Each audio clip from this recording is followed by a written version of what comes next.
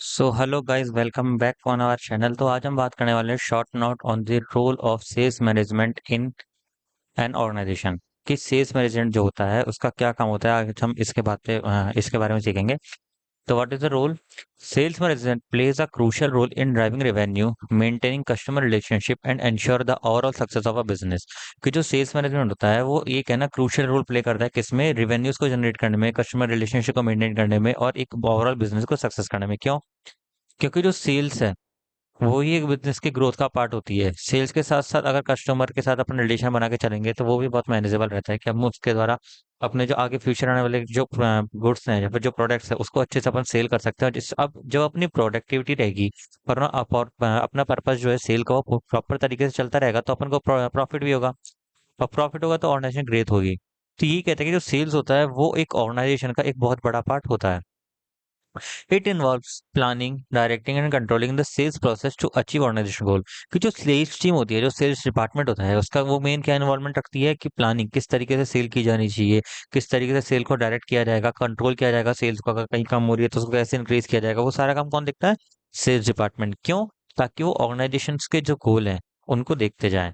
ठीक है। लेकिन हमेशा एक चीज याद रखनी है कि जो जो भी ऑर्गेनाइजेशन है वो ग्रोथ कब करेगी? जब उस सेल्स के जो पर्सनल है या फिर जो उस ऑर्गेनाइजेशन के जो बंदे हैं उनका भी कोई पर्सनल इंटेंशन सेट पूरा हो रहा हो।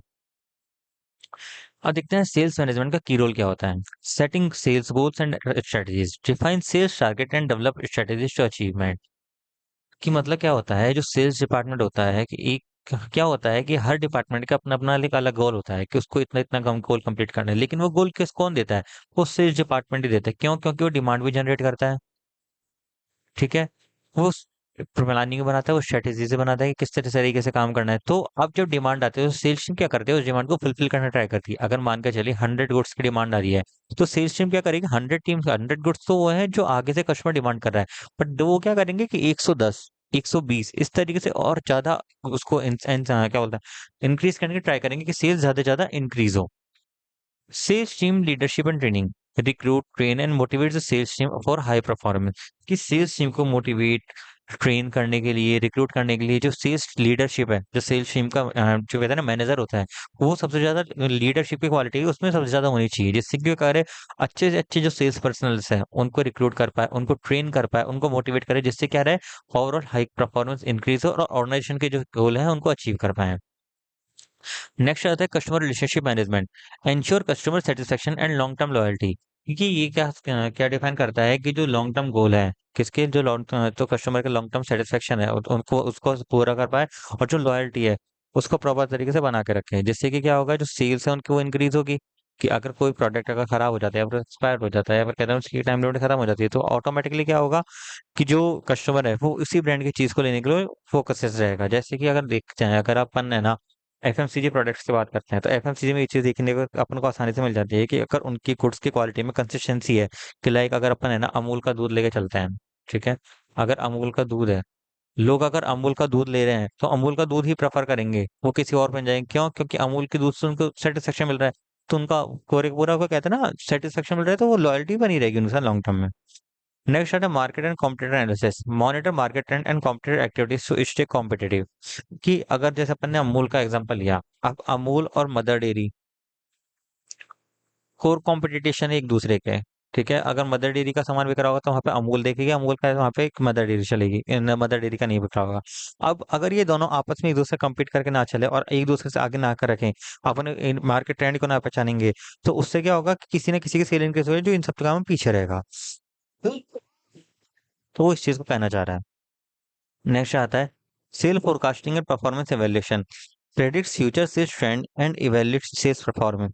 कि इससे क्या होता है, जो सेल्स टीम होती है फ्यूचर सेल्स के जो फ्यूचर सेल्स है उसके ट्रेंड को देखती है और सेल्स परफॉर्मेंस को इवेल्युएट करती है। जैसे ईयर वन में जब ओपन हुआ था उस टाइम 100 गुड्स की सेल थी, सेकंड में 110 हुई, थर्ड में 120 हुई।